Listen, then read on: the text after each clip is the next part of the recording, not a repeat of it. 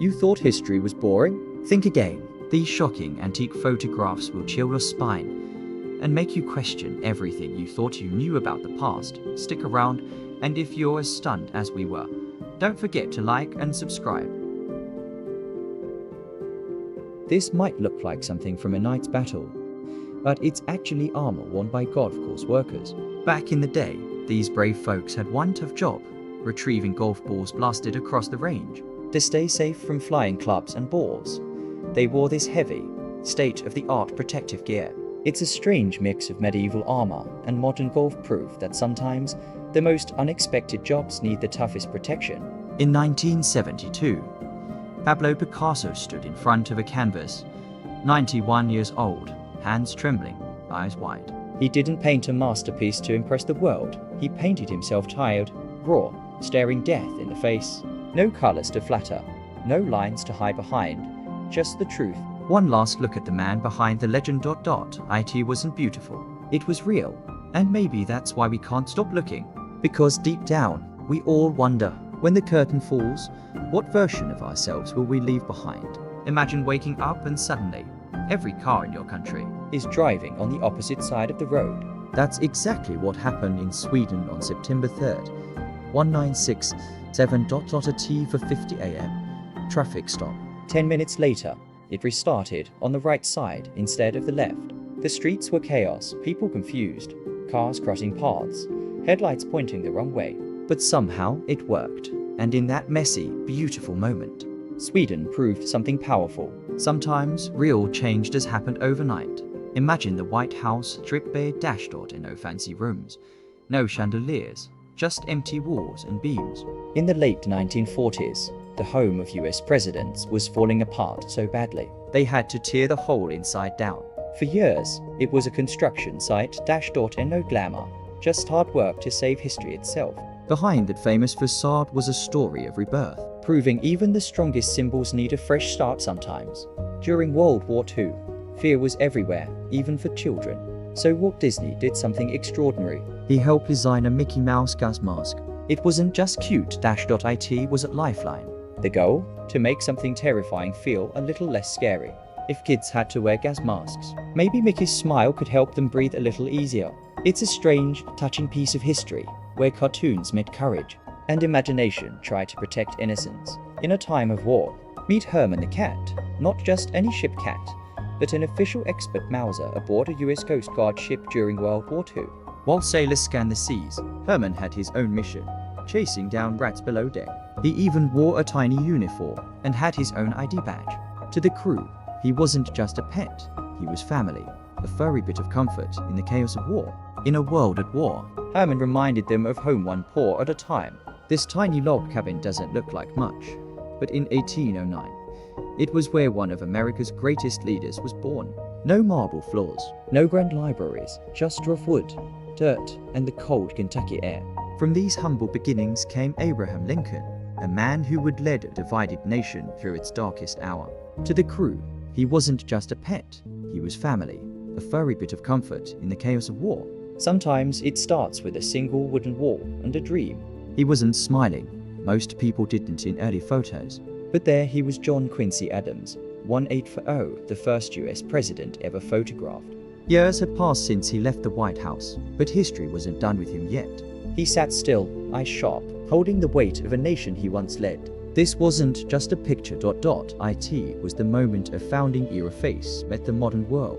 One frame, bridging centuries. It doesn't look tall by today's standards, but in 1885, it changed everything. The home insurance building in Chicago, just 10 stories high, was the world's first skyscraper. Built with a steel frame instead of stone, it dared to rise where nothing had before.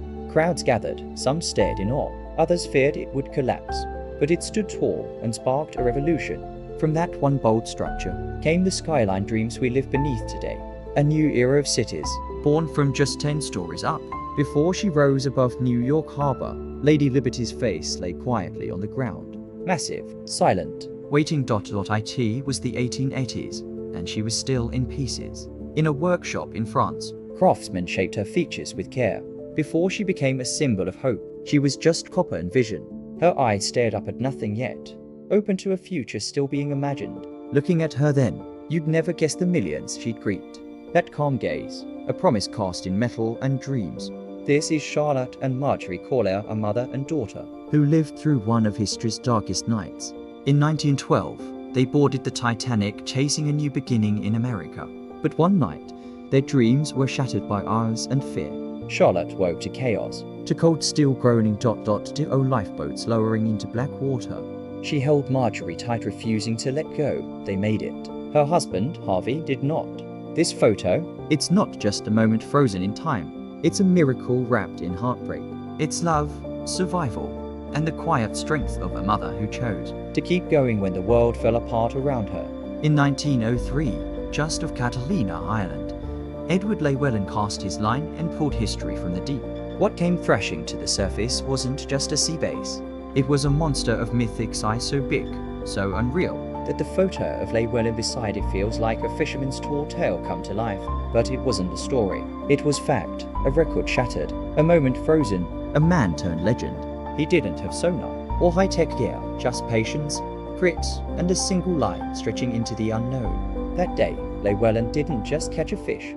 He caught the imagination of everyone who ever dreamed of reeling in the impossible. Step into a college dorm room from the 191RS, no laptops, no posters, no mini fridge, just a tidy bed, a desk stacked with books, and maybe a pipe resting by a lamp. It's quiet, simple, almost poetic.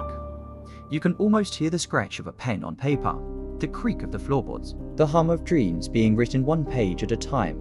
A century ago, this was a student's world, and though the tech has changed, the hope in these tiny rooms. Imagine this, over 300,000 people flooding across the Golden Gate Bridge all at once.